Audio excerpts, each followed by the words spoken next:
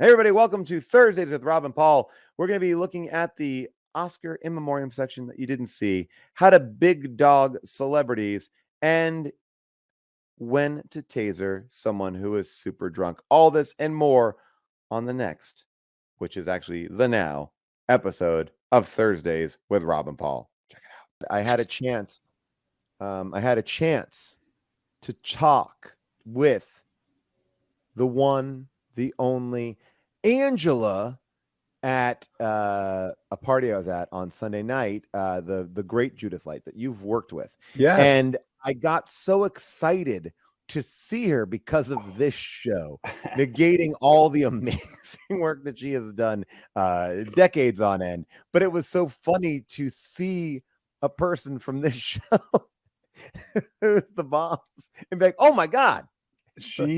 I think she would appreciate this. No. I think she would. Oh yeah, maybe appreciate it. Yeah. Yeah. I it might not be best to bring it up at an Oscar party.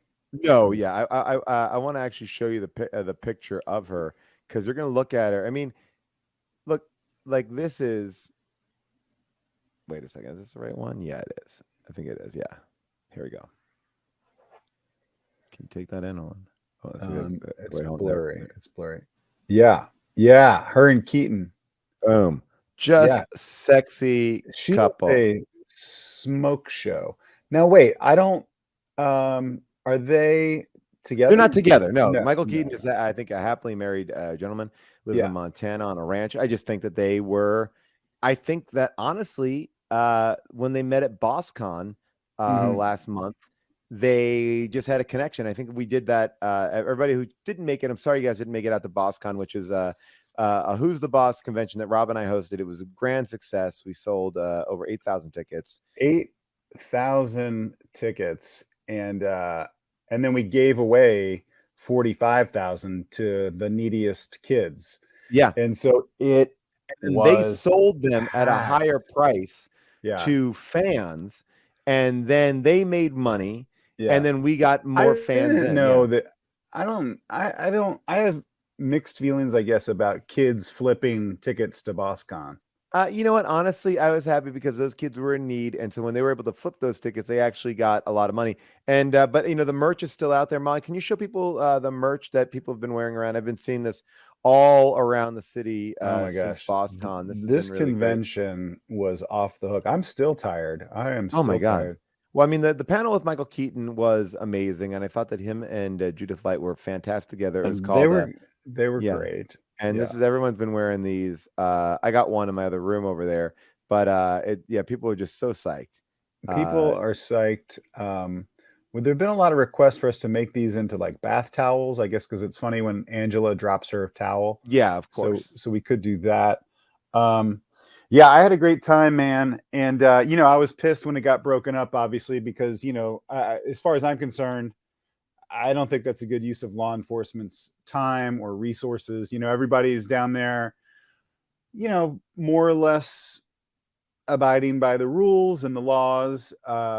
Obviously, things are going to get a little bit out of hand, but it's not like it's not like there's a tremendous amount of public. Here's the thing. We had it very explicitly labeled on all the documentation that there would be live sex acts, consensual sex acts. Consensual. There would be an abundance of celebrities and drugs.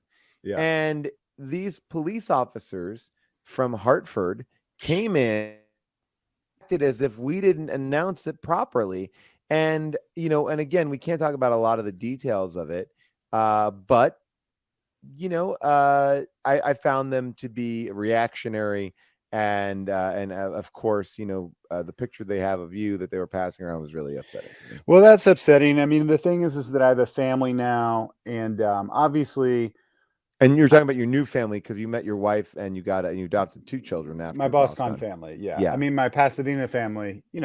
I like them. I think they're great, but I'm one of those people that's always interested in the next thing, the next new thing. And so, my BossCon family is fantastic. And it's hurtful for them to see me doing some of those sexual things. You know what I mean? Like, absolutely. And, but the truth is that is behind us legally. There's some things that we can't speak about. question Yeah. for you, off the record, Mhm. and hopefully nobody's recording this, but how many of the January 6th rioters did you invite? Because like, I recognize some of those guys. Like, I recognize the guy that threw the fire extinguisher because he did that again. Obviously, QAnon shaman is in prison, but I recognized a lot of the people that stormed the Capitol. I saw a lot of the Proud Boys there, and Well, that was a it's like mistake. a weird That combination. Yeah, it becomes like a weird mix. I will say that having the Proud Boys there was a mistake. I have email like not junk folders, but I have like email like address book folders, and I had my boss heads and my Proud Boys next to each other, and I accidentally hit the Proud Boys when I was supposed to hit boss heads. Yeah. And so I accidentally invited a lot of Proud Boys. But here's what I'll say.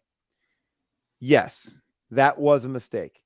Yes, I don't stand for the tactics and the means that the Proud Boys go about getting their message up.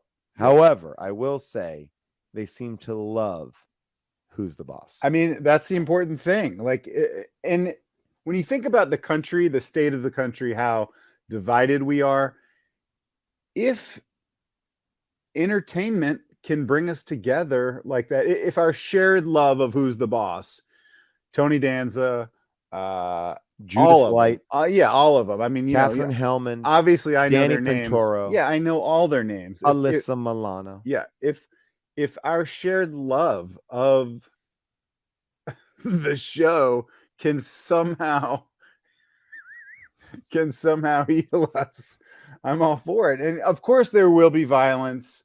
Of course there will be some bloodshed, but that's just where we are. The one thing that we can all agree on, regardless of where we stand politically, is that Who's the Boss might be one of the best television sitcoms ever made. And I believe that if we could just get into Congress and play them an episode of Who's the Boss, we would make so much progress in this company. In the country. I mean, think about it like this. Yeah. I mean, Brandon, it's a name that they've been giving Biden for a long time. That would be a great name on Who's the Boss, wouldn't it? Oh, gosh. I never even thought about Character named Brandon. Yeah. That's a great idea. But regardless, if you missed the convention, we'll probably do another one in a couple months. I mean, yes. This is an issue that we got a lot from people. People went to the Bob Ross Con. And that was again, there's been a lot of issues. There shouldn't have been a Boss Con and a Bob Ross Con in the same town on the same weekend. Some people did miss it. But truthfully, I will say this, there was no violence that happened there. We were just given a bunch of different citations for public nudity, drug use. I would say rough housing is it's more akin to rough housing. The public masturbation stuff is I don't know. I don't know how you feel about that. Like, to me, I just feel like that's people are going to do that in their hotel rooms anyway. Why not? Why not do it on the floor? Yeah, if we all got together and do it in a parking lot, that's fine.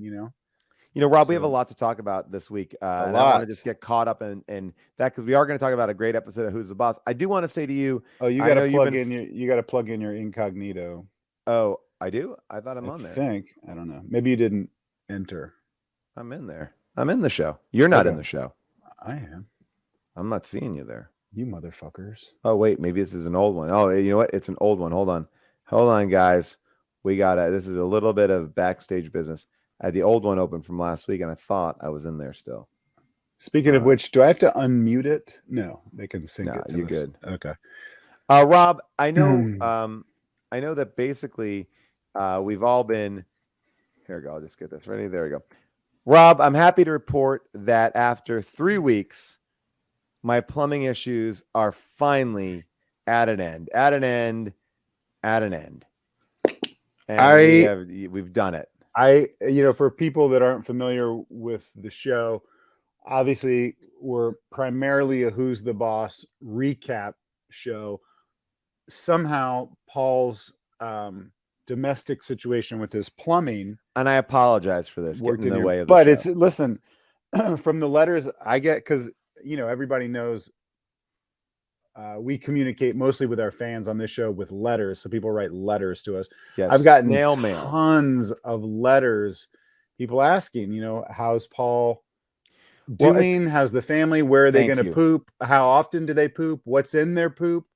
So, well, I will say that this is the big issue that we found, unfortunately, in doing all this plumbing is I had been getting rid of those letters by flushing them down the toilet. Smart. And that has been really the reason for all the clogs, is I shouldn't be putting paper down there. And I said, well, paper or toilet paper, what's the difference? And someone explained to me there's a giant difference, actually. Oh, what is it? Well, one is soft and easily breaks up when water touches it. The other one is less soft. Just because they share the name paper doesn't make them the same thing. And I said, like M&Ms and M&M, and they said, no, that's spelt differently. And I said, oh, this is a conversation you had with the same person about the toilet paper? Yeah. Okay. You said the M&M thing to them, to the same person? Yeah, because I was trying to figure an analogy. Yeah, like what it is, and Rob, I'll tell you this much. This morning I was driving to school. I do the carpool. Yeah. I do the carpool every Tuesday, Thursday, and alternating Friday. And I drive a kindergartner to school with my kindergartner, and I have 2 third graders in the back. Yeah. And we pull up to this building, and there's a giant poster for Cocaine Bear on the wall. Like, just, it's big. It's pretty massive. At your children's school? On the way to school. Okay. On the way to school, we're driving on the way to school, and we pull up next to a giant billboard for Cocaine Bear. And a kindergartner in the car, not my child, he says, oh my God, I want that poster over my bed. And I said, why? He goes, because that bear looks scary. He's going to eat me. He's definitely going to make me gonna get up. And I was like, what a great way for him to learn about getting up. And then my son says, without meaning a beat, what's cocaine? And let me ask you, Paul, what is cocaine? I said you didn't have to worry about it right now. That's what you told your son? Rob, I've honestly, this is not going to be funny. You're not going to... This is not going to be funny.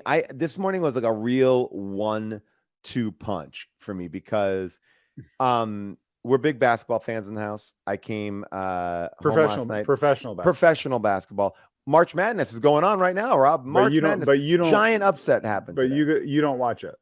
You don't watch March Madness. I don't watch March Madness as much. I filled out a bracket. I probably will watch a little bit. All right. So last night, my son is 8 years old, and he loves Ja Morant. Loves Ja Morant. We have a poster in our room of Ja Morant. We're going to go to Memphis to go see a game. Obviously, Ja Morant has been in some trouble. He's caught on Instagram Live. Not even caught. He posted himself on Instagram Live. At a strip club, waving a gun around, a gun that wasn't even his. Long story short, there's a lot to unpack there. As an adult, and he got suspended for 8 games or something. Yeah, there's a little bit of unclear notion of how long he's going to be out. He's going to be out for a little bit, but I don't think they've actually named the games or when that starts or when his when he's eligible to come back yet. I don't follow pro basketball because I'm in Canada and they don't have it. Right. Well, they have the Raptors there. No, they don't. They don't. The Raptors won the NBA championship. They don't have that anymore. So, but I will say, and this is something that I thought was interesting, is you prepare so much as a parent to be able to truly answer kids' questions. I find myself trying to be a better parent. I don't try to volunteer things. I got great advice from another parent early on that said, answer them truthfully but succinctly. And I always try to keep that in mind, whenever I'm talking about a big topic that I know that they can't fully wrap their head around. But this morning at 7 a.m, we're eating breakfast, and my son goes is Ja Morant a bad guy? And this is not funny. I'm just going to say it was a tough conversation to have and be like, I don't think he's bad, but having a gun is bad. Yes, having a gun is bad, but it was also like, and where was he? Well, he was at a place. It was like, it's hard to have like a nuanced conversation with an 8-year-old about, John Moran. Is like, well, his dad kind of also enables him, I think, a little bit. And I think he drinks. He's like, well, if he drinks and has a gun, is he a bad guy? I'm like, well, I don't think that you have. It was have you gotten to any of those conversations where you have to kind of unpack something that, for me as an adult talking about John Morant, I have conflicted feelings about, because I also feel like he's 23 years old and people are like saying he should know better. It's like, he's 23. Yeah. Like, I also feel like yes, it wasn't smart, but I also feel like he's also a kid. Yeah. I mean, I haven't had that specifically because we don't believe in basketball, but yeah, I know that's true. Yeah, I mean, I've had some of the things I told you about when we drove by the Hustler store. Yeah, my daughter looked over and loved the dresses and was like, "That dress is beautiful. It's so sparkly," and it was beautiful. And so she didn't drill down on that very much.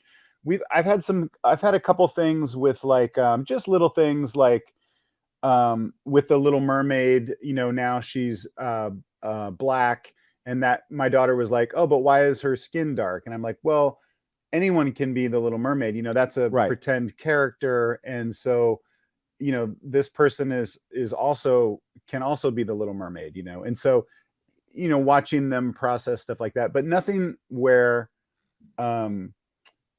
they've had to, we've just tried to like set up like trans and gay is like anything's fine. That's like that's an easier conversation. That's an easier thing. Yeah. Because they don't have any preconceived thing about that. So we just say, anyone can love anyone as long as they love them, And then trying to break down a John Morant in a strip club with a gun, drunk, and also being a great basketball player. This show took a crazy turn from. Sorry, you know what? I knew it in a second. I was like, I should bring this up, but I also feel like it is worthy. It is like a funny thing, because it's like you get trapped in these moments where I'm prepared. I open everything up for my kids. I want to talk to them. I want to be a great parent, and I want to feel like they can come to me with anything. And then sometimes like, well, your situation is a little bit harder because you have two, and so the older one probably is, bringing stuff up that the younger one may not be ready for. Like, my daughter thought the Cocaine Bear thing at the Oscars was so funny. She just thought like, oh my gosh, that's a bear. Wait, that's a person inside a costume. And then when he was like crawling towards Malala to get cocaine or whatever. Which, by the way, were you okay with that? Like, no one's talking about that. Like, leave Malala out of the bits. We don't have to put Malala in the bits. I feel like Kimmel set her up. She nailed the punchline. I'm gonna say they gave her that punchline before they came. I wondered about that. I wondered if she came up with that. I thought she handled that well. For sure, she doesn't want to be in the middle of that, and she does not want Cocaine Bear. Does not want coke. You don't need to put coke. Like, that's what I thought. I thought it was great. Like, have Malala come there. She nails a joke, then move on. But to put like Cocaine Bear in her lap, I'm also like, give her a little bit of a break. I thought it was funny. I don't know if Malala would even know what Cocaine Bear is, so I think that's fine. By the way, I saw Malala at a party I was at, and I was starstruck by Malala. Wow, really? Yeah. Did she seem like she was?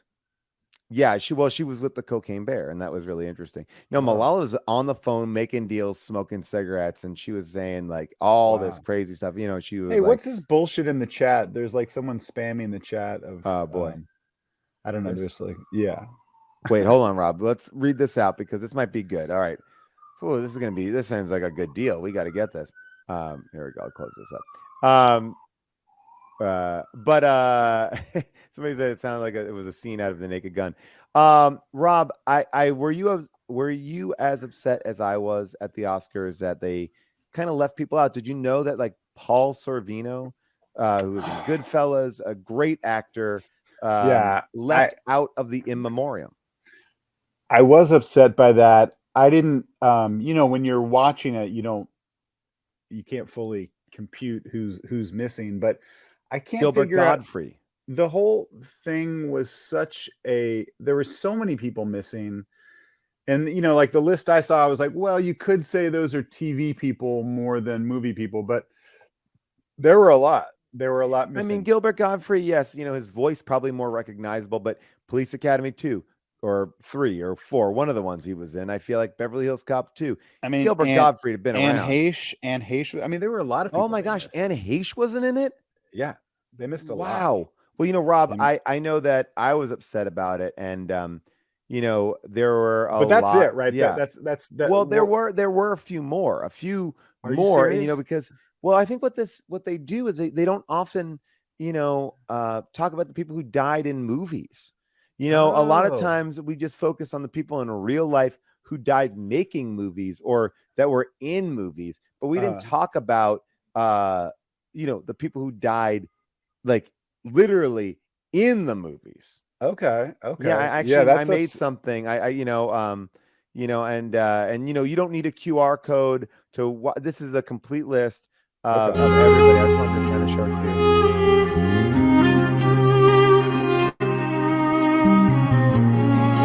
Yes, beautiful music.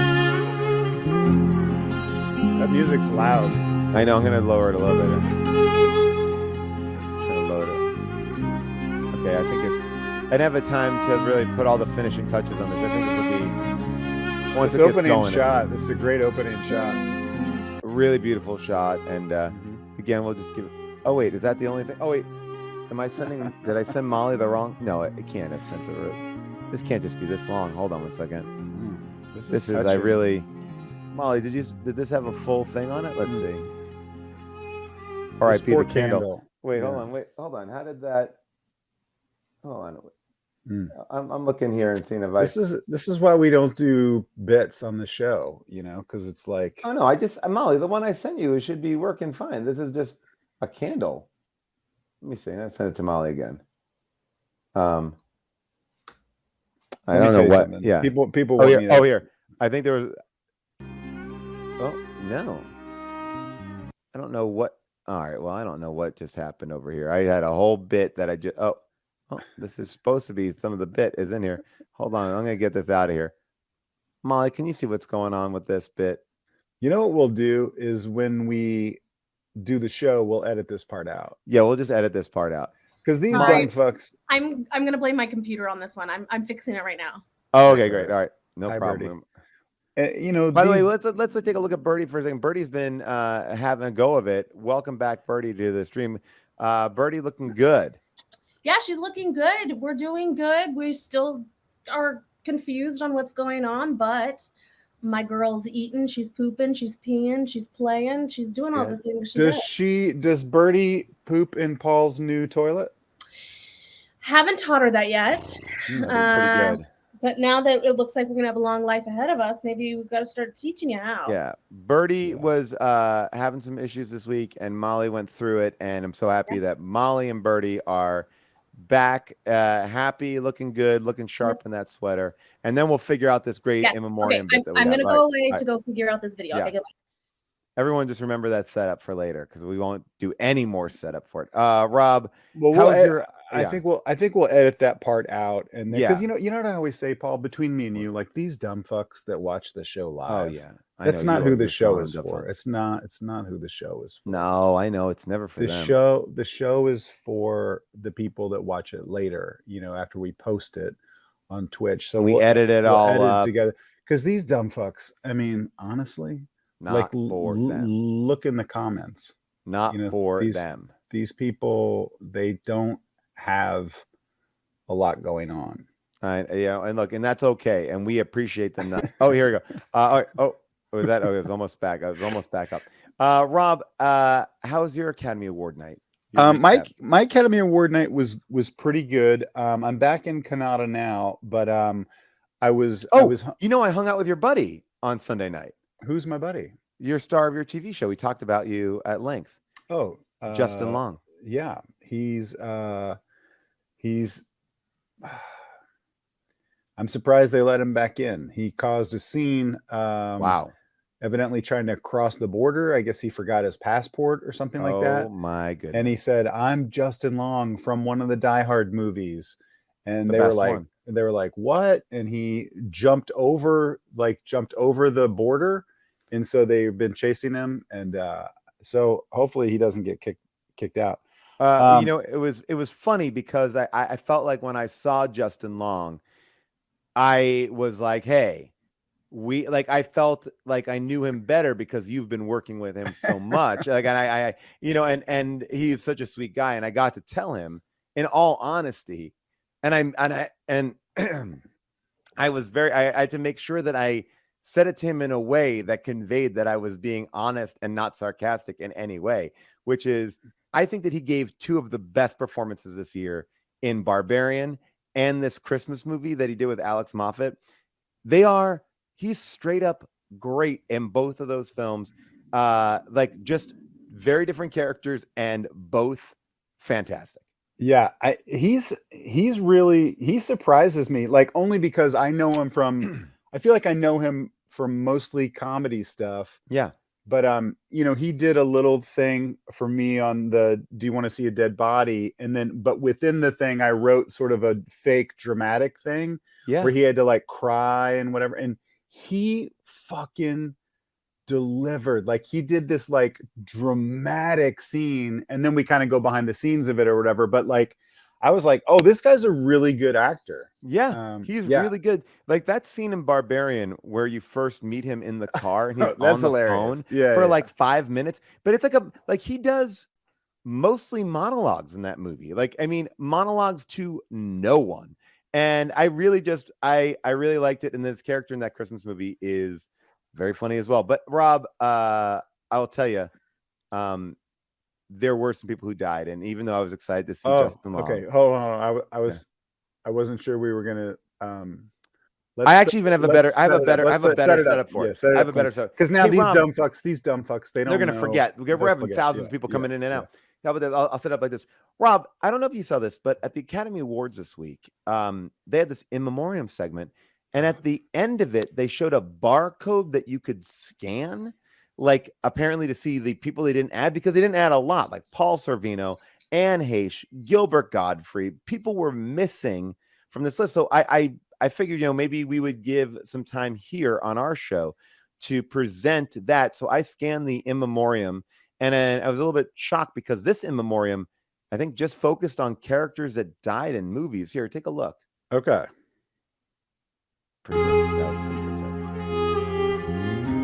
Oh, I remember this. Yeah. It's beautiful. Elvis died in a movie. Oh. Sad Elvis. So sad. That person in Fletch. Who's that? The person in Fletch. The murder victim. And then, let's see what else we got here. Let's see. Oh, we got a little bit. Oh, Molly, is it doing it again? Is it freezing again? I think it is, Molly. Oh, man, this bit is so ready to go. I don't know why I'm gonna send it myself. We're gonna fix it in post, I promise. This is at this point, you should just say we can't. Where there's no way. There's no way. It's so funny because there's that guy who died. I'm only mad at it because I work the donkey from Banshees of Inisherin. Well, can you play it from your computer? Maybe I have to just send it over to myself. Now it's I only am pushing it because because you sitting here editing it. I was like trying to get it done before the show. That's hilarious.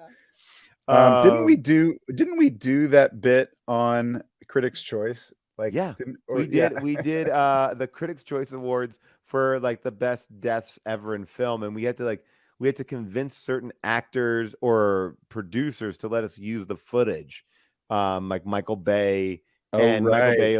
I remember us just kind of like, we just had to like smooth talk everybody in, because it was also the year there was like a big shark movie, and we wanted to show like a shark eating someone.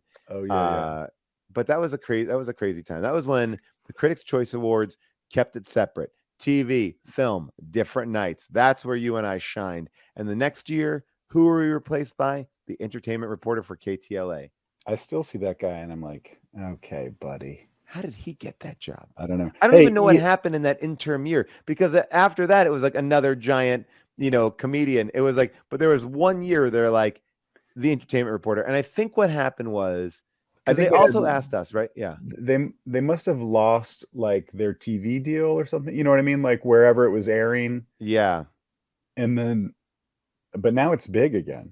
Well, I remember that we kind of saved it. It was going out. I honestly am very proud of the work that we did on that show, and I mean, I know it's silly to say, but it was like we hosted an award show, a primo award show with like George Clooney and Brad Pitt in the audience, and we did a good job.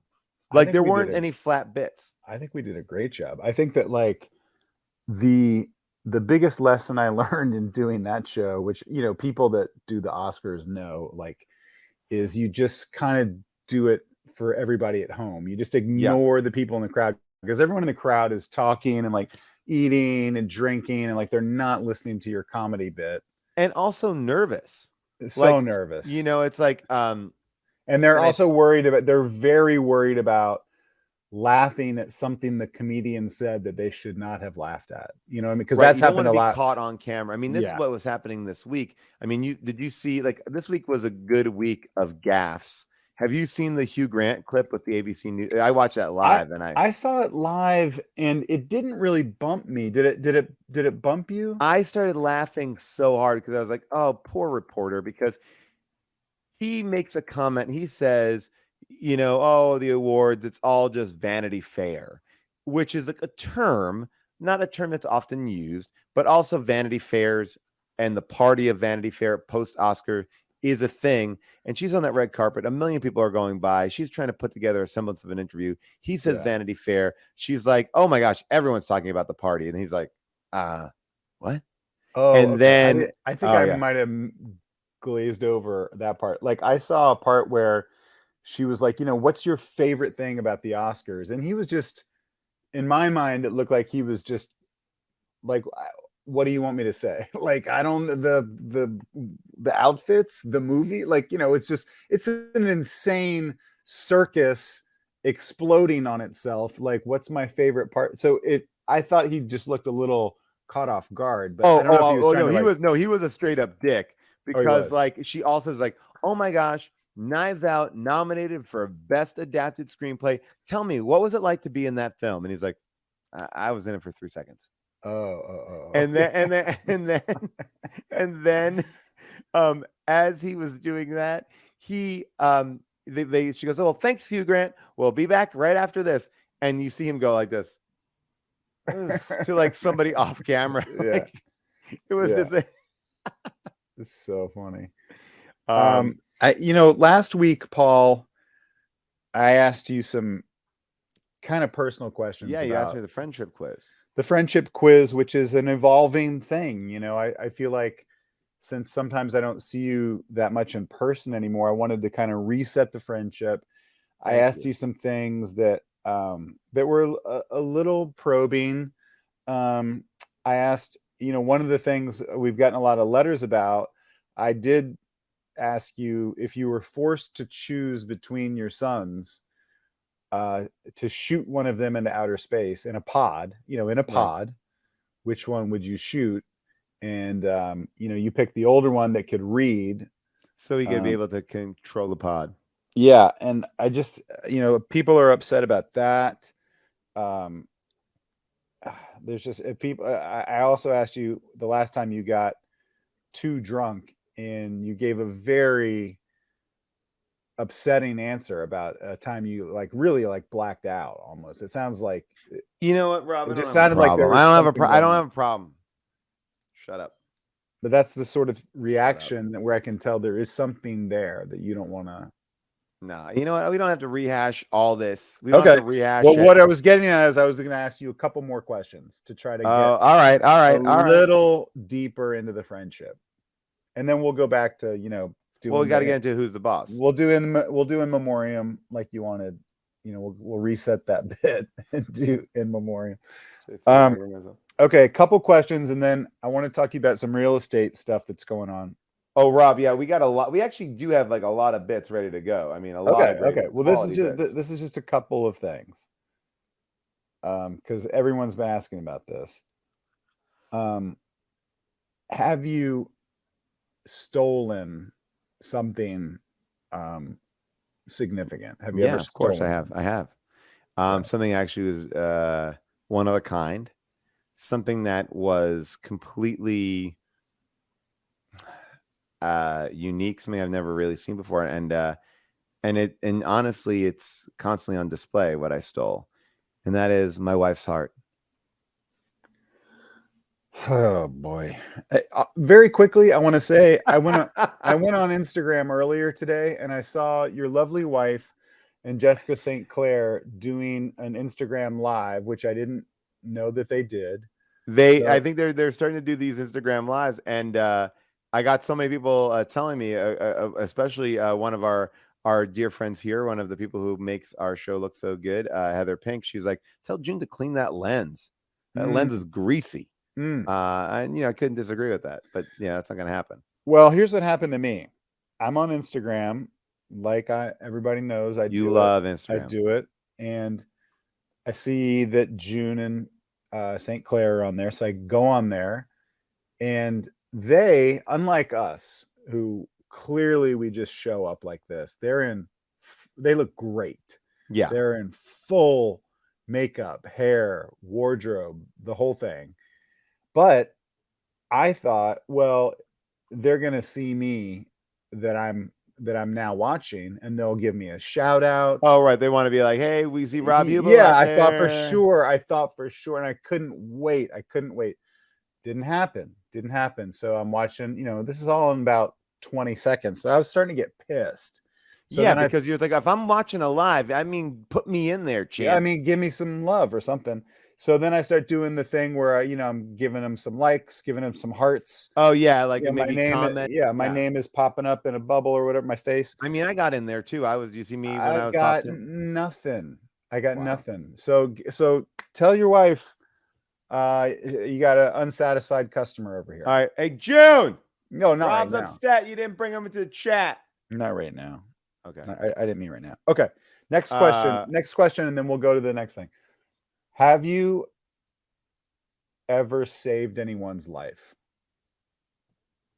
Oh yeah. Well, okay. So my wife actually has been, working with an amazing news team, right, out here in Los Angeles, and we were having a little barbecue get together thing, and one of the guys that she worked with, like fell into a pool, like a backyard pool, right, and so I jumped in.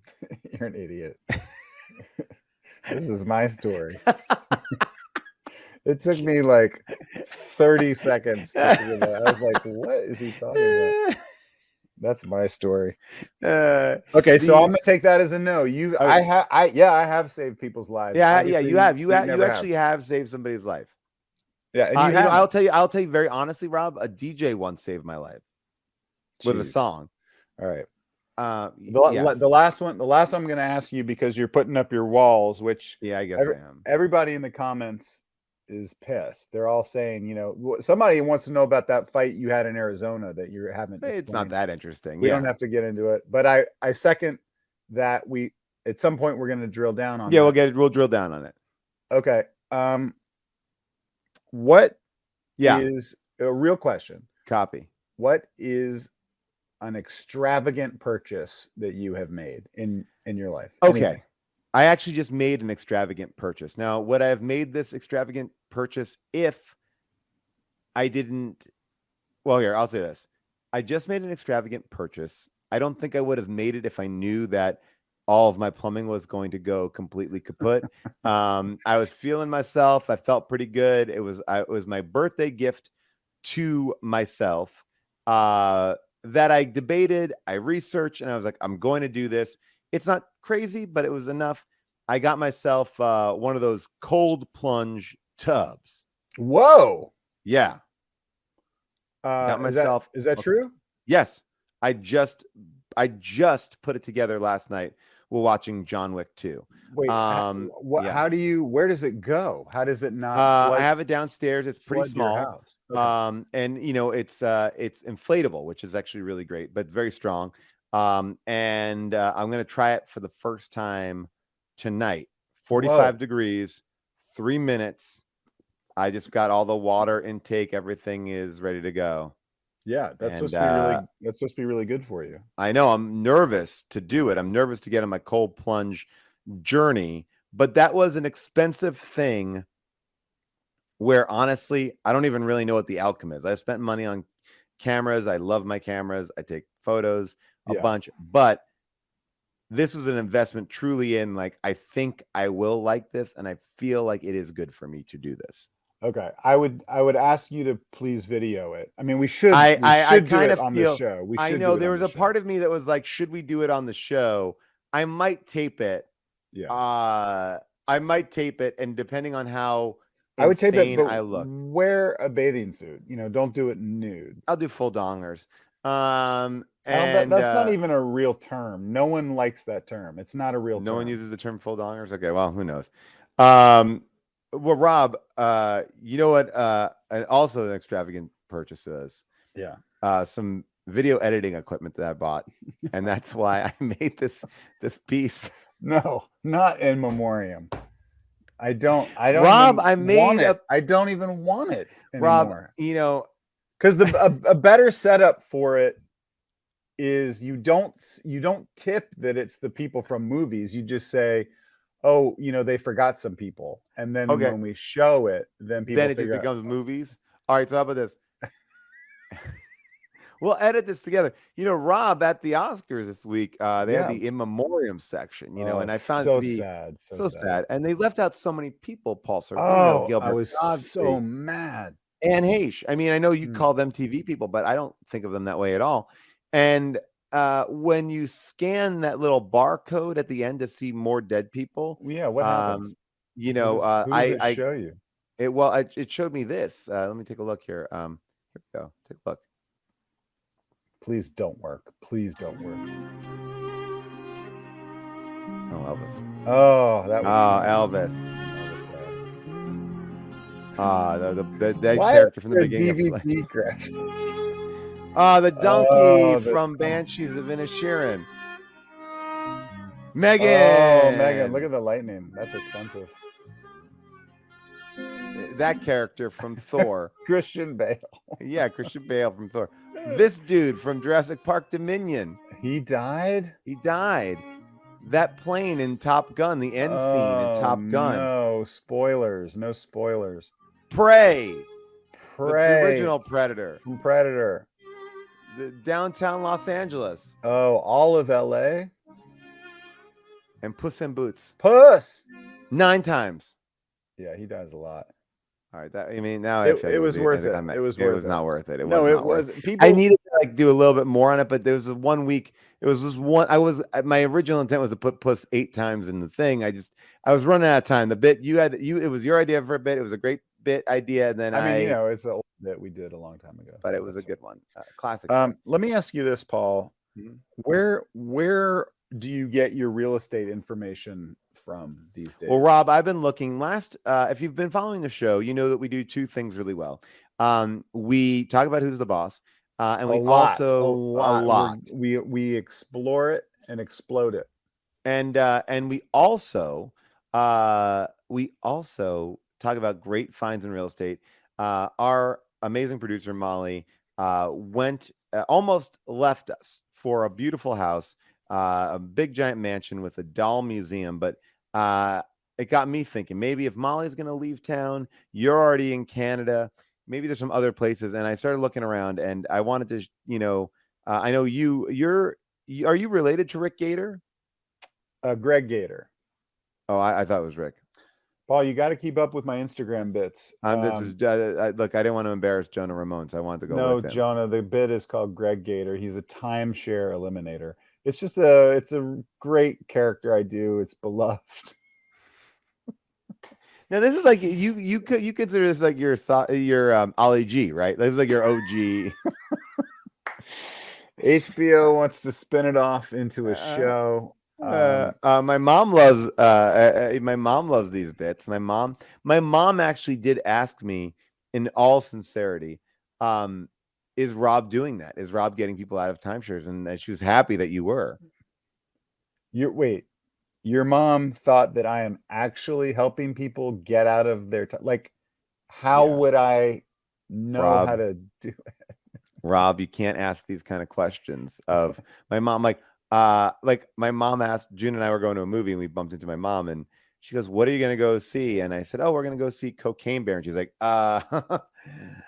okay. Like, I was like, well, I didn't like make this. This is a movie. It's like a mainstream movie that's in the theater. It's like it was just like, and looked at June like, oh, he's so crazy. I'm like, I'm not crazy. It's a real movie. And a popular one at that. But yeah, so I was starting to look. Molly, want to pull up this and see what we got here? So this is a beautiful house, and I want to talk about why it's so beautiful. Obviously, it's $430,000, 4 bedrooms, 4 baths, 4,000 square feet. Fairburn, Georgia. I'm not sure where that is. I used to live in Georgia, but I don't remember where that is. Well, this is, I think, a great house. You see, it is like a nice big, very big rooms. Yeah. Open ceiling, yeah. Like, I think it's a good party space, obviously. That would be fun. And you put your furniture in here. They probably took some of the furniture out because I think so, yeah. They want to just show you how big the rooms are. Yeah. Again, it just really nice. And you see, like, I think what's kind of fun about this is got a little bit of a DJ section over here, and I guess they're covering the couches to make sure that they don't get messy. Yeah. Wait, sort of like this kind of like a setup that I have, a kind of a that looks like a little live stream setup. Cameras kind of facing the bed. Okay, that's cool. That's cool. Wait, the cameras are facing the bed. They are. Yeah. I got some cameras kind of facing the bed over here. Live stream right in front. Well, let's see. Let's see what else they got going on. Okay. Okay. So again, it's all right. Now we're seeing a little bit more of it. I see another bed. I see a Fritos bag there. Yeah, some stuff like that. Let's see. Get into the bathroom, a fine bathroom. I mean, nothing too exciting. This is odd. Just a bed in a room. Just a humidifier. Let's see. We got. Is that it, Molly? Oh wait. Oh. Sorry. You know what? I gotta show some other pictures from that. I was leading up to. You don't have the here. Everything is going off the rails today, Paul. Yeah. I feel like you missed the production meeting.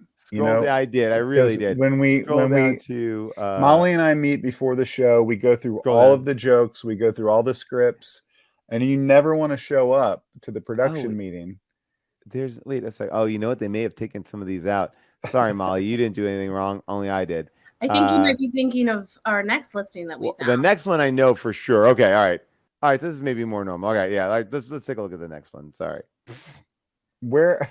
I'm rusty today, guys. You have to come to the production meetings. I will. 600,000 in Zanesville, Ohio. Okay, well, this looks nice. This is a good one, right? Yeah. So just 5 bedroom. Okay. 5 bedroom, right? Really nice space. Again, wide open spaces. Really good. Yeah, this looks weird good. wall here, but so far not bad. This is interesting though, right? Because this is a little bleak. Yeah, I don't know. A little bit of a light here. Why is there a mattress on the floor with like a heat lamp or something, or like a glue gun? No, and this seems like okay. It's kind of a children's area, but also again another solo bed. Okay. And this kind of gets a little interesting, like a man's bedroom with some, like, these are like football sheets, I think, over here. Okay, looks like an adult man's room.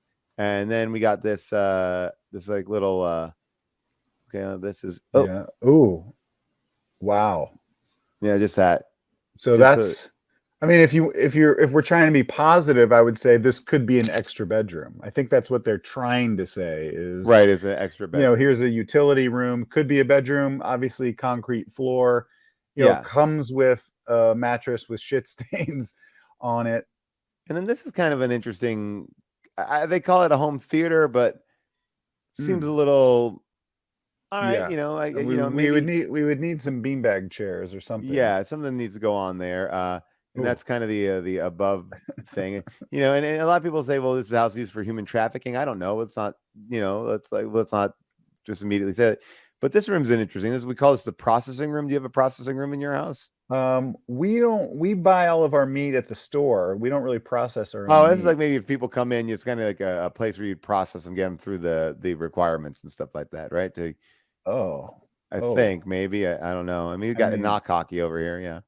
Yeah, I see it. Oh, but it's fun. It's party room. Wow. Yeah, that seems a little. That looks a little bleak. Oh, that looks nice. The royal family. Yeah, so this is kind of like the like a real fun party room, and now we're getting into some good stuff. How many levels? This is like this looks like 4 floors beneath the earth. Oh, Paul, that looks scary. That looks scary. This is a selling point, I think. This looks like Barbarian. This looks like the scene in Barbarian. Oh. How about this? Just have some toilets just ready. It has a lot of bathrooms, which is I think really great. You like have a chance to. You got to be able to go in any room that you have, I guess. But yeah. And then we stripper got stripper pole. So a lot of people say maybe this is like a makeshift strip club. A house is a strip club. Fuck is this? This is in Ohio? Yeah. So again, if you just go back and you think about it like this, you come in, you pay your fee, you get brought into the party. This is the party room. Obviously, you got. So this is someone running a nightclub in their house. Yeah. This is potentially there. It is a little bit more. You got I mean, this is kind of like the movie that you were in, right? Weren't you in The House? I was in the movie The House. Yeah, that was more of a casino. Whoa! And that's the back, So what in the fuck? Look at the wall. They're ready for that's like a Waco situation. Like they want the cops to come there. They want to keep the sound in. Oh, that is so fucking and that's weird. How it sits. That's so weird. Just come on over to our house. We sit back from the rest of the street. Whoa. That's crazy. Just a little bit.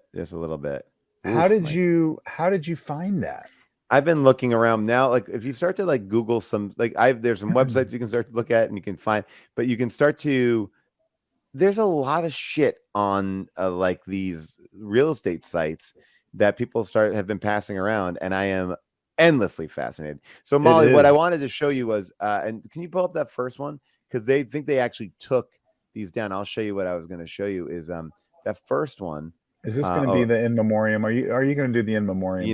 Just get the in memoriam up here one more time. So this one, what it had in this room was a spanking post. Oh, what is that? Like it was like a cross, a padded cross that you could add handcuffs on it. It was a spanking post, or maybe not.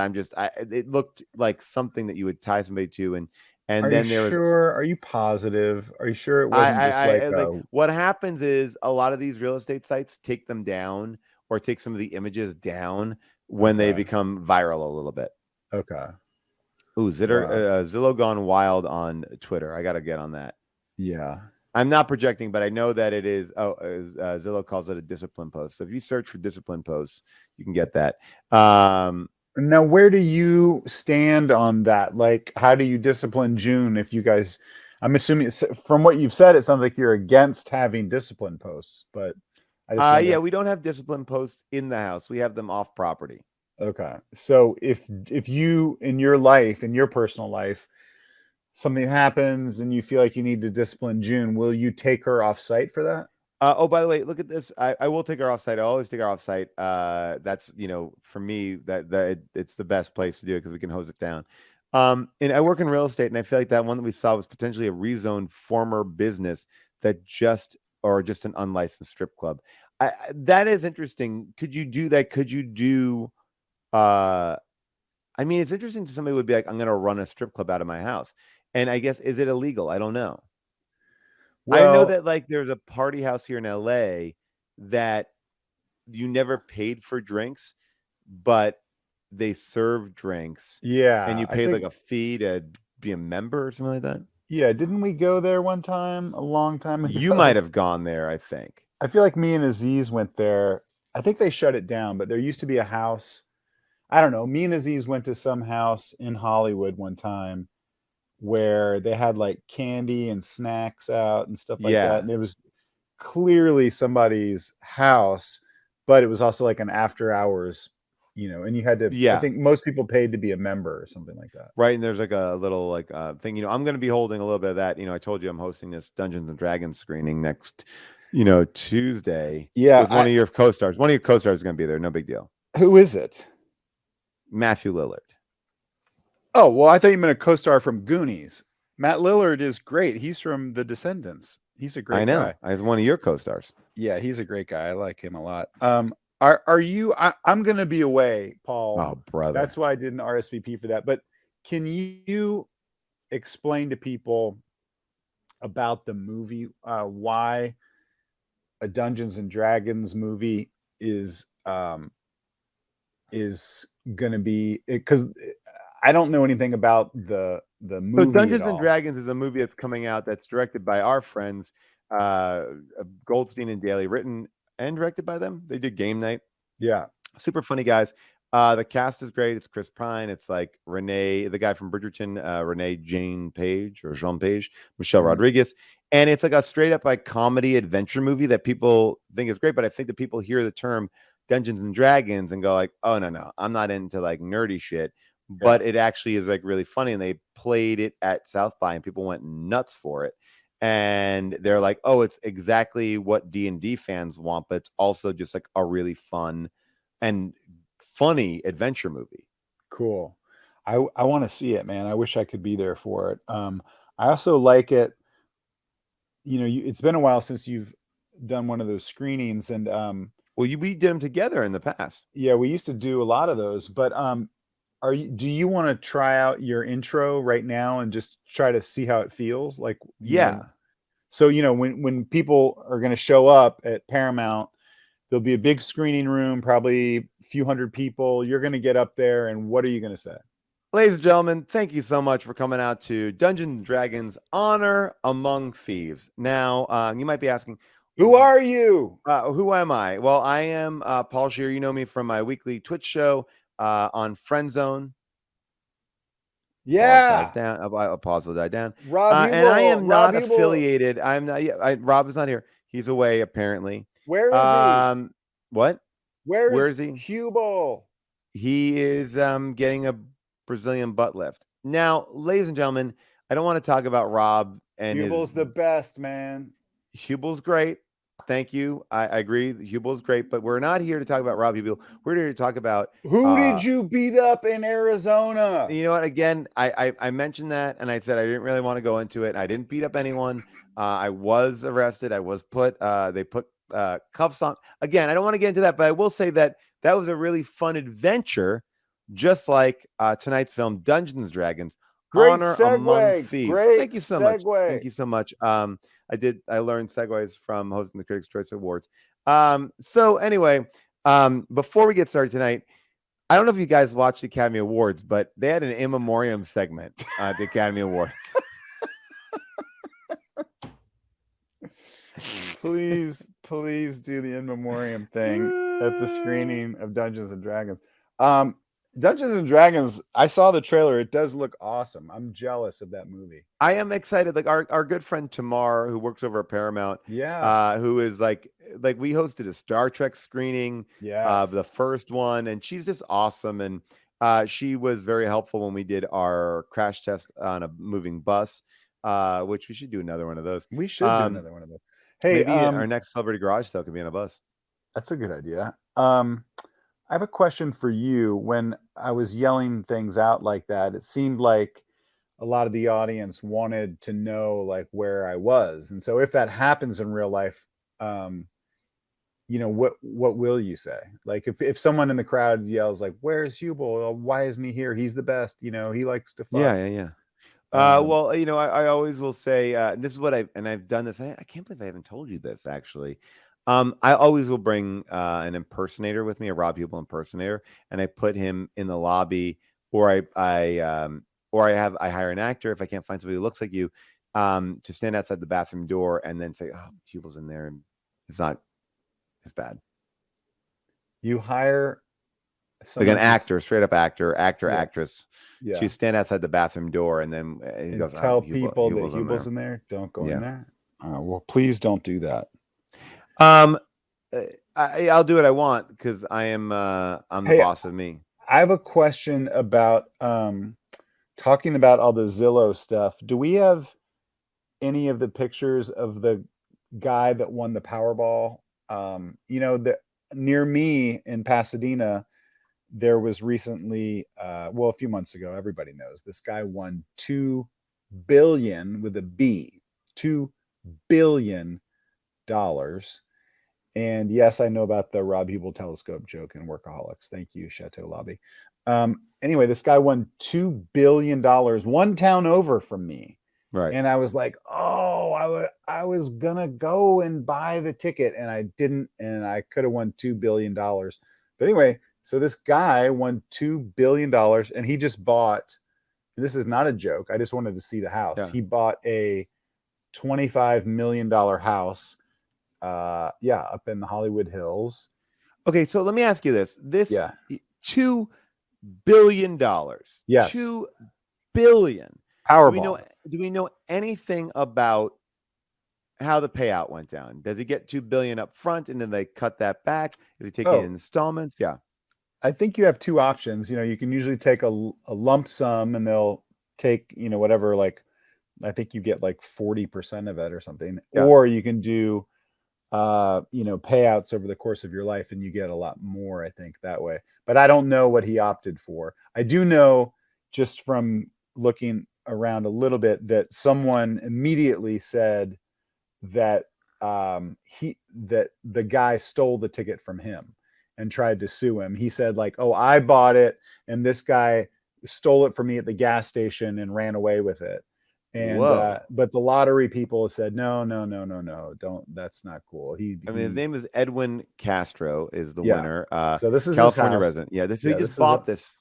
Yeah. I just wanted to see what 25 million gets you in the Hollywood Hills. This is right next door to Ariana Grande, I think. By the way, this looks like the house that Creed lives in the movie Creed 3. La La Land on the screen always. Oh, that's just Photoshop. We don't know that that's always there. Now, I guess you can, that's the garage, I would assume. You know what you see? Wait, go back to that, Molly. Because that looks like one of those. It looks like a little elevator, right? Or you pull your car in one way and you hit a button and the car rotates around so you don't ever have to pull out of the driveway. Oh, I would like to have that. Infinity pool, I saw that. Beautiful infinity pool. So someone said he cleared 997 million. Yeah, and I guess he still's got to pay taxes on this house, right? Yeah, for sure. I mean, you're not probably like $500,000 a year. Yeah, I mean, but if he's got 997 million, he should be fine. The challenge, I think, is wait until he gets a plumbing bill for probably having to do a lot like I just had. Then then we'll see. He'll probably be like, I shouldn't have bought that house. Yeah, I mean, I think the problem is, if you win a large amount of money like that, obviously it comes with so many problems. I mean, like, one, that's a crazy amount of money to manage and know how to manage it. Obviously, people don't have your best interest at heart. And then, you have weirdos coming after you, like every person with their hand open. Some people, I'm sure, really are real and they need the money, and other people are like, hey, my dog, like Molly, would say about her dog, like, oh, my dog was sick, can I get a billion, and then the guy would be like, well, your birdie was just a little bit sick. Like, do you really need $1 billion?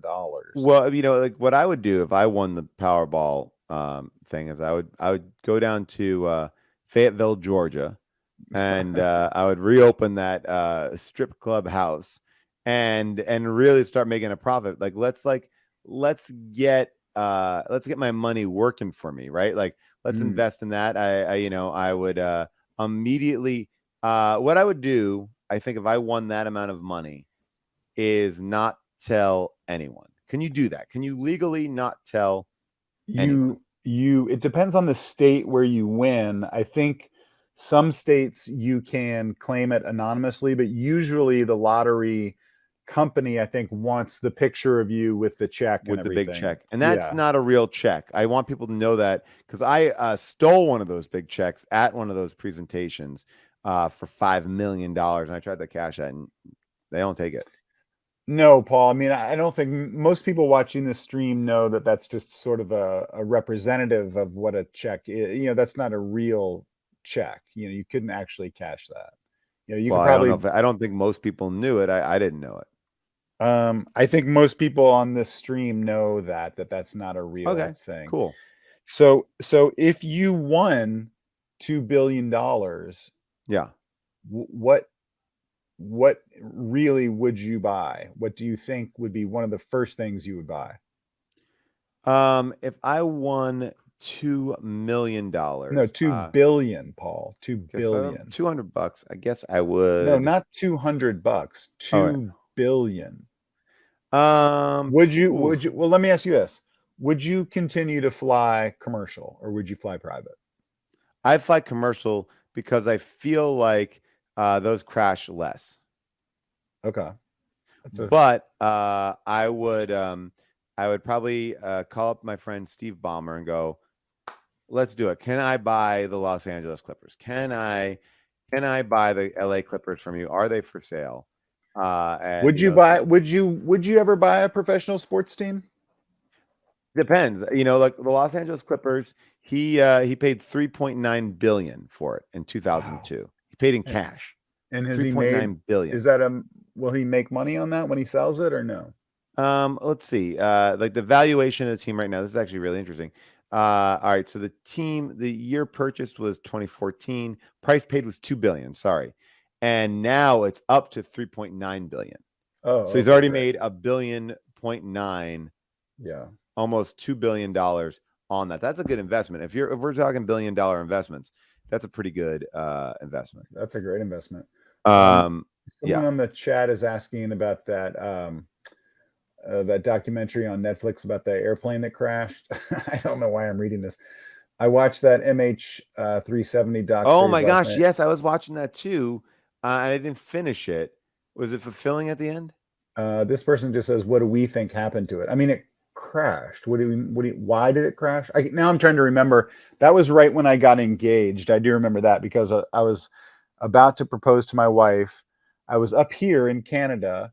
And I proposed to my wife in Canada so that we could get the tax break, and that's all I remember. I don't remember I remember it crashed, and then they didn't find it forever. And then I got to watch it. I guess I got to watch the movie. What I think happened is plain as day, and it's the reason why we're experiencing this in cinema right now. It was the first plane to ever enter the multiverse. Just look about it. Movies have been predictive, and we were the government is trying to get us to start watching movies so we can start accepting the multiverse.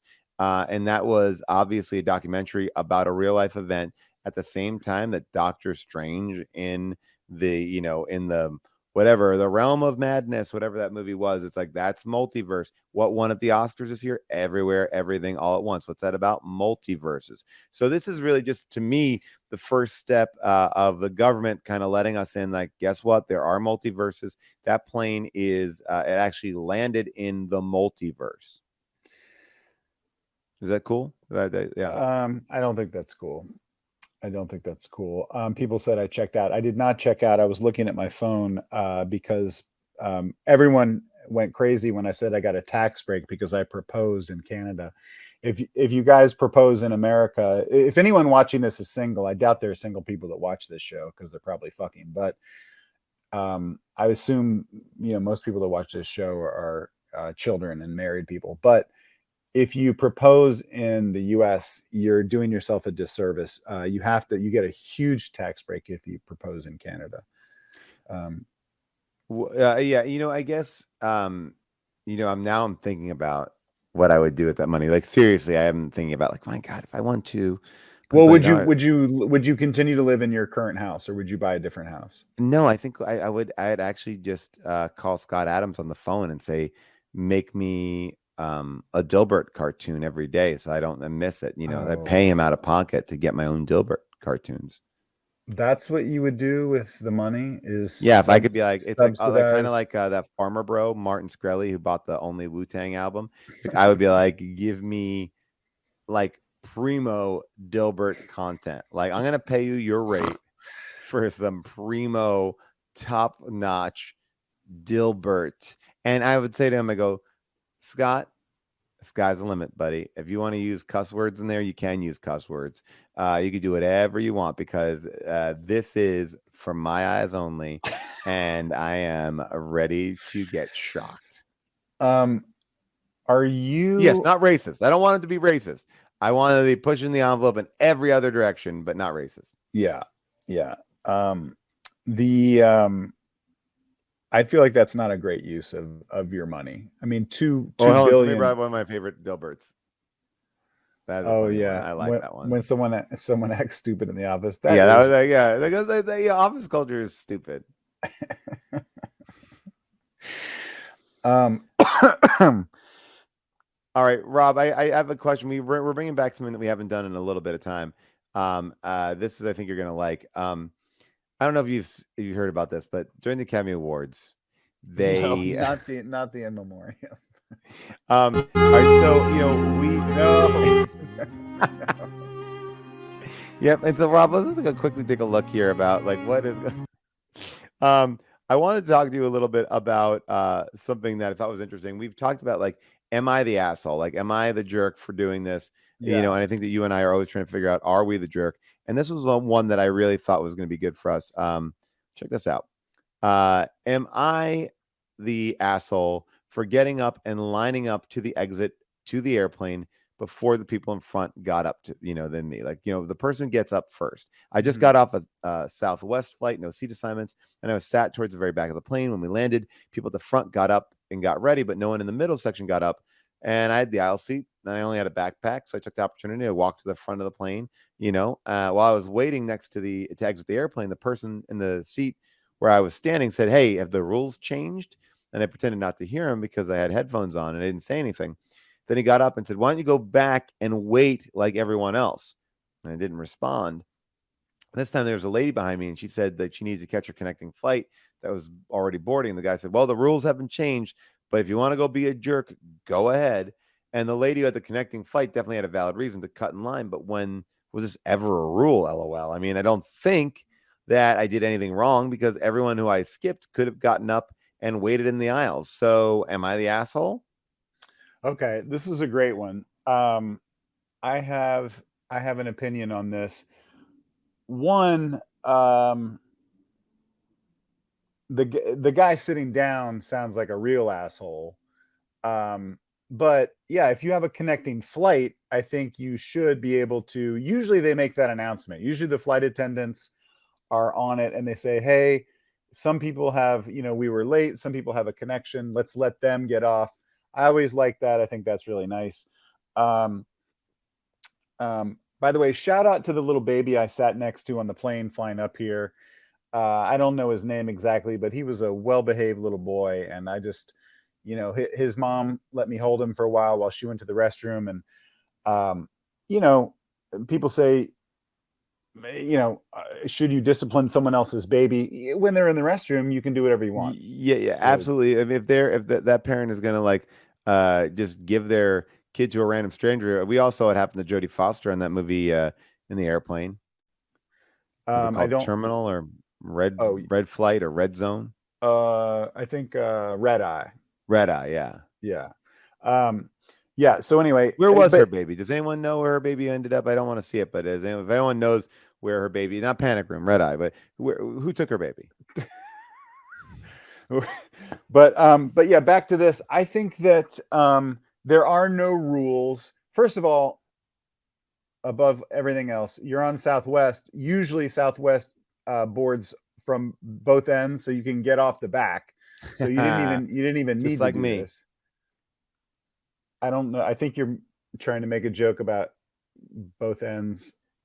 I board from both ends. Yeah. All right. Anyway, usually Southwest, you can get off on the back. So I don't even know why we're talking about. I get off on the back too. Okay. But I would say, I would say that there aren't really any rules. If everyone's just sitting there and you can get up there, I don't know why you can't get up there. Usually it's impossible. So I don't think you're an asshole for doing that. What do you think? Yeah. I mean, my thought is this. I think that there is some sort of etiquette. And the etiquette to me is if no one's getting up just respect that. Like, where are you going? Like, what annoys me the most is the people who race to the front and the doors aren't even open. Like, I get it. You want to get off. So do I.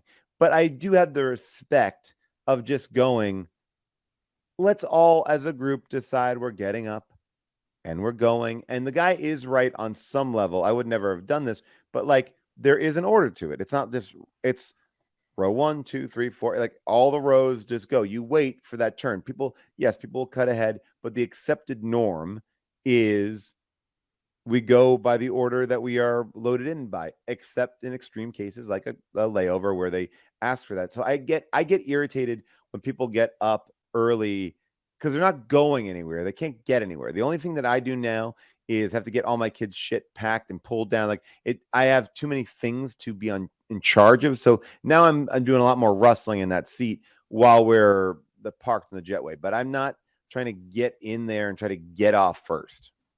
Yeah, there are several unwritten rules that we sort of all abide by in society that make it go a little bit smoother. You know, I would say there's the same thing someone highlighted at the luggage carousel. Like, everyone doesn't need to fucking jam up at the luggage, you know, just I agree. hang back till your bag comes down, then you go. Otherwise, so yeah, I don't know. I think that my thing on planes is, you know me, I only fly first class. Yeah, always. And I don't like it when I'm sitting in first class, other people are getting on the plane and they're walking by and they're looking at me.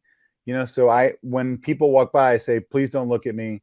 Please don't look at me. You know, I have to do that for like an hour, you know, or whatever it is, however long they're boarding. But I ask people politely, I say, don't look at me. And then the other thing is, when I'm in first class, as I always am, you have to be. I have to be in first class. I don't want the peasants in the back of the bus coming up to shit and piss where all the classy people are doing that. 100%. You know, the first class people, the way we urinate and defecate, it's different. We do it different. I don't want to be having that coach shit and piss in my nostrils. No, you know, no. Because I don't know what they ate and what kind of, you know, those are the dirty people back there. Up front in first class, those are my people. We can shit and piss all we want because we're eating caviar and bubble bath. Absolutely. You know, and I'll say this much. Here's where I've been making a big mistake, and I want to know if people think it's a bad one. My children all of a sudden have to go the minute the plane starts taxiing down the runway. Yeah, like that is when they always have to go. And you have to wait until the plane gets to 30,000 feet. Then they turn off the no seatbelt sign. But sometimes my kids can't wait for that. And so what happens is I'm up and I'm walking with a kid, and I feel like the kid gives me a little bit of freedom. But it's like, they go, sir, sit down, sir, sit down. I'm like, I got a kid who's gonna piss his pants here. What are we gonna do? Like, I'll take the risk. I'll take it. I mean, because it's sort of like, it is that's a tricky thing. Like, I can. I mean, you know, honestly, Paul, what most good parents do is they allow their kids to urinate or defecate before they get on the plane. We're gonna be late. Okay. Well, the other thing is, most airlines allow you with small children to board early, and then you get on the plane, you go to the back. That's only for toddlers. Like, last night I was at the Clippers game, and this girl came up to me, and she came up to me with such an energy that my gut reaction was to act as if I knew her. And then as the conversation was going on, I realized I didn't. But now I was too overly nice that I couldn't really wrap it up. You know, and so the venue was loud. Yes, the venue was loud. But I wasn't like, oh, I want to talk to you about it. I wasn't incredibly even effusive. I was like, hey, I just want to say you were fantastic in Creed. What amazing job. I'm a huge fan. Like, it was very okay. Like, let me give you a little tip about how to treat famous people. And this is he was not carrying his little mug at that time. This is what people do to me. Mm-hmm. I'm a very famous person, obviously. You know that. everyone watching this, you wouldn't be here if it weren't for me. So what you do to a famous person is you kind of diss them a little bit. You kind of ignore them because it drives them crazy. I'll give you an example, because I do this. People do this to me all the time. People ignore me. They act like they don't recognize me. They say like, that kind of looks like that guy, but I don't think he has white hair like that. That would be weird if his hair was suddenly white. So they ignore me. It puts me in my place. It takes me down a notch. Right. So that's what you need to do to people. You need to do tiny little things. I'll give you a good example here in Vancouver. No big deal. I can afford to be here. I'm staying in a hotel. This is not my house. Not paying for it. Yeah. Well, I can afford it. This is not my house. This is a hotel. In this hotel, I got off the elevator the other day and I saw Terry O'Quinn, who's an actor that I really love like. Yeah. Another person I alienated. Great. Is that true? Yeah. Okay. I got to hear this story, because I got off the elevator. I don't know what he's here doing, but I'm a fan. I think he's great and Lost and Perpetual Grace and everything. But I'm curious to see from you, what did you do to alienate him? I was hosting the Lost 10-year anniversary panel or the season finale panel, one of these big giant panels at the Kodak Theater. And it was going great. I love hosting it. Damon Lindelof, Carlton Cuse, they were fantastic to work with. The cast was always really fun. It felt a little awkward because I was so around them, but I wasn't like a part of the show. So it was like I was the odd man out at the party, but everyone treated me very nicely. And so the way they lined up the cast, it was me as in the interviewer's chair, sitting next to Terry O'Quinn, and then next to Terry O'Quinn was Michael Emerson. And we had gone through a gamut of Lost questions, and Lost was a tricky show to moderate a panel for because you couldn't and shouldn't ask about spoilers. Well, what does that mean? What does that mean? That was off the table, right? So we couldn't talk about what was going to happen in the future because that also was a spoiler. So that was off the table. So it kind of really kept us in a world in which we were asking very vague questions, and people would try to tell funny stories about it. Like I said, hey, look, this show is fantastic. You all are amazing in it. But I know I'm a working actor. And then I said, SAG-AFTRA, I said to the audience, just in case, I was you told the audience that you were a member of SAG-AFTRA? I did. And, just in case they needed to hire me, I'm not Taft-Hartley. And, I said this, and I said, was there ever like a time that you're on set, it's raining, you're hanging from a tree, and you're just like, oh my God, this is the craziest job. This is maybe the worst, just like a funny story about because that show was like a rainy show, a muddy show, an in the water show, whatever it was, just a kind of a funny, oh yeah, that was a miserable 2 days. Not like I hate the show, but they were so afraid to even answer something where they're like, I didn't have a good time on one of the millions of days that they shot on that show. So anyway, it was a tough crowd. So at one point, I don't really have that much to go on after a certain period of time, and we're getting towards the end. And I said to Terry O'Quinn, I go, hey, is there any truth to the rumor that maybe you and Michael Emerson will do something together after the show? The show is already, it was going to be it was the night before the finale. It wasn't like, and a very benign question, an extremely benign question, because it was in the press at that point. And he looked at me, shot me a look, and he's like, we're not here to talk about that. We're here to talk about Lost. And I am not going to talk about that. And I was like, okay. And then Michael Emerson jumped in and saved the day and was really funny. And it was just it was just too serious. It was like, I asked you such a softball. I wasn't it wasn't all I need to say was, oh, well, we'll see. Okay. Well, look, by contrast, I want to reenact my interaction with Terry O'Quinn last night at the hotel. Okay. Elevator goes down. I'm by myself in the elevator. I'm wearing my winter coat that I wear here in Vancouver. I look fucking cool as shit. Cool as shit. Elevator opens. Terry O'Quinn walks on. I walk right past him. And when I get like right here, I go, "Hey, how's it going, man?" And he goes, Great. "Hey, what's up, buddy?" Great. And that was it. Dude, that's what I see. This is that what was I it. do. I ignored him. I said, "How's it going, you acknowledged man?" him. I acknowledged him, but I didn't go like, "Oh, I'm a fan." Paul, he's not better than me. I'm not going to put him on a pedestal and go, "Oh, you can say I liked your work, lost all that." I don't do that. Yeah, that's why I didn't say, like, I didn't go here. I'll tell you the worst experience of that. Never give a compliment to a famous person. You ignore them. All right, you're right. Everybody knows that. Look in the comments. Everybody knows it. All right, look how I did. I crushed it. Perfection. Right? Yeah. I big dog them. That's right. I big dog. You got to big dog famous people. Right, man. Yeah, I like that. All right, maybe you're right. Maybe just say, "Hey, man." Somebody said something up here that I wanted to bring into the chat, which is let's see. Okay.